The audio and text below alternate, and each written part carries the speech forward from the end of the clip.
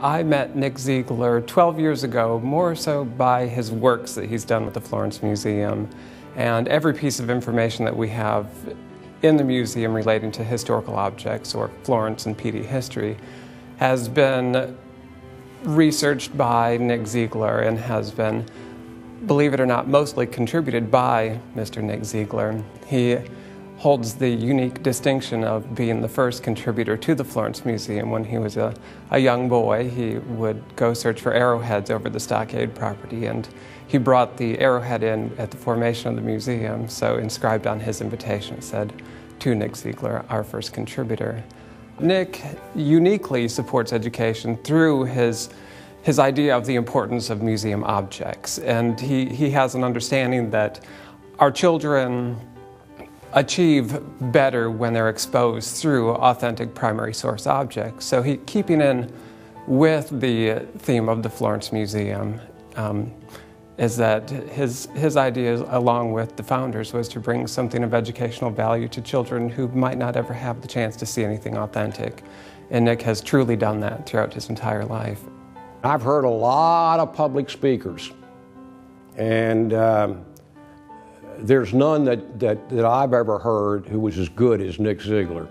You know, you ought to try to hear a Nick Zeigler speech. I'm reminded of one. Several years ago, Francis Marion awarded Nick an honorary degree. And he was the principal commencement speaker. And it was the most magnificent speech I've ever heard on any subject. You know, Nick talked about, in part, his own undergraduate days at the University of the South, and the importance particularly of a liberal arts college education, and how that would prepare you for so many things in life, particularly being purposeful citizens. And you know, when it was over, I was sitting there, you know, tears running down my cheeks. I guess some of the people around me thought I was crazy, or that I was a parent of some kind who was crying with delight after having, you know, their son or daughter make it through commencement and actually graduate. So, you know, I think he well deserves to be called the Renaissance man. There's an old saying, I think, that behind every man there's a great woman. Well, in the case of Nick Zeigler, behind a great man there's a really great woman, and that is Ann Zeigler. I moved to Florence about 15 years ago, and after meeting Ashby Lauermore, who was the first person everybody met from BB&T, I was privileged to meet Nick Zeigler. And he reminded me of Atticus Finch in To Kill a Mockingbird, you know, the prototypical Southern gentleman, the lawyer. In fact, in preparing for these remarks, I Googled Southern gentleman, and it said, see Zeigler, Nick, but don't overlook Ann. I asked Nick about potentially some missteps in his legal career. I mean, he was a lawyer, and he did say, well, he had a case, and there was a very refined Southern woman who had been in a minor fender bender, and her car had actually run into the rear end of another car. And she was called upon to be on the stand, and Nick was hoping that maybe they could say, well, maybe it was an equal fault as opposed to his client. And his client took the stand and was sworn in and sat down, was asked a question, and immediately said to the state trooper that was there, "Why, officer, I'm so sorry to have caused you this inconvenience," and went on, etc., about how apologetic she was. That killed his case. And I said, well, who was your client? He said, why, it was Miss Ann Zeigler. I've said many times that for the combination of ability, high purpose, and energy, I don't know Nick's equal. He's very capable, and he wants to do wants to see the right thing done, and when he gets at it, he works on it. I knew him as an individual who was quite forward, and I'm mindful of the fact that he's a graduate of Harvard. Am I not right? That's correct. And of course, this in itself caused me to be drawn to him in some sense, knowing that he had been lifted out of the confines of, should I say, the Southern tradition, etc., and that he'd have a new perspective having gone to Harvard, etc., and possibly an open mind.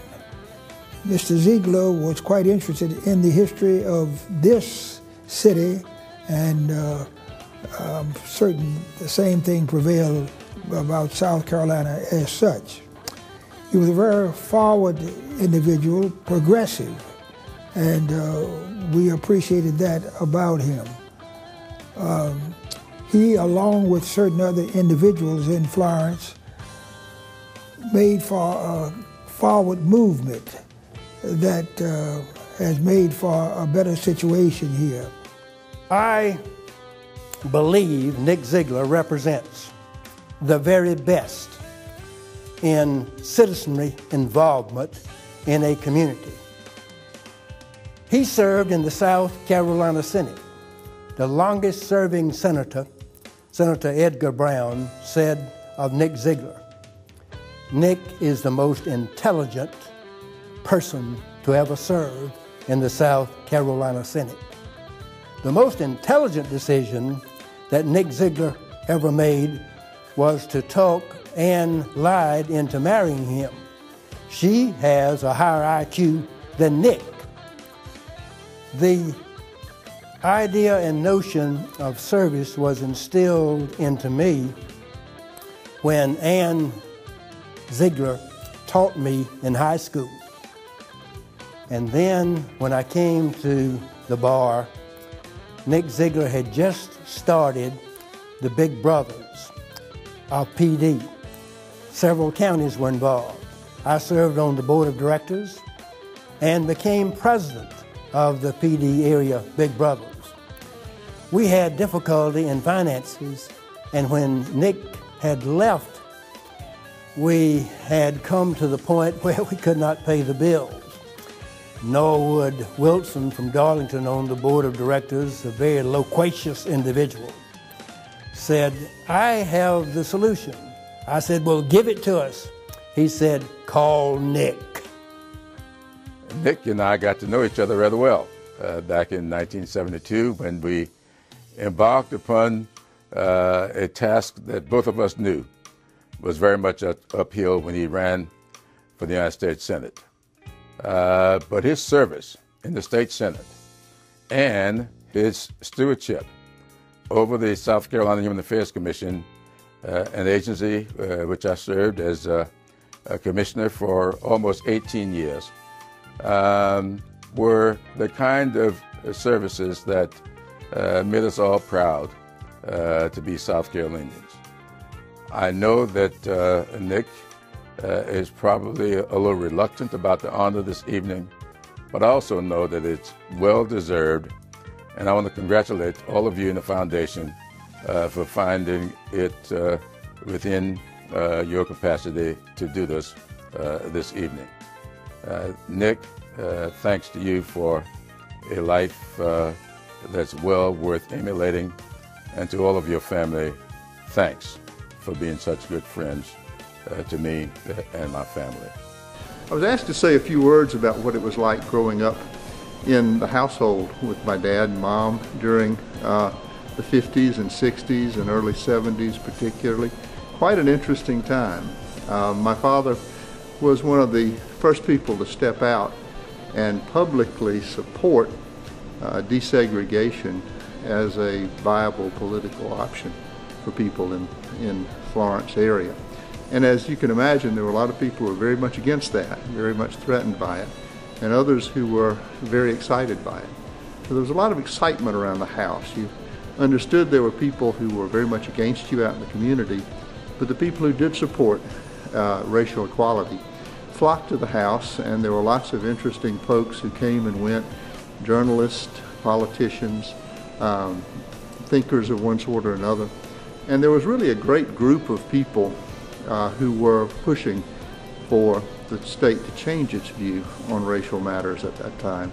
Got to know some of the really interesting people of the day, and it was an exciting time to be a young person sort of a fly on the wall while a lot of that was going on. It's wonderful that you all are honoring my father at this time, and I want to thank you all for that and wish everyone all the best.